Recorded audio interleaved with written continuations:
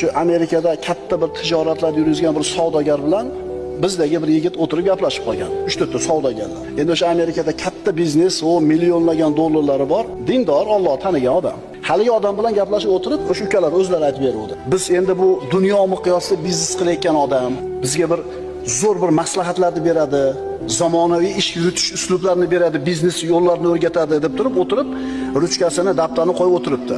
Bizga biznesda nimalarga e'tibor berishimiz kerak? Maslahat bering deydi. Desa haligi odamning aytgan birinchi gapi bu bolalarda aqlini o'chirib qo'yadi. Hech qachon bu narsani kutmagan bo'ladi u odamdan. Nima deydi?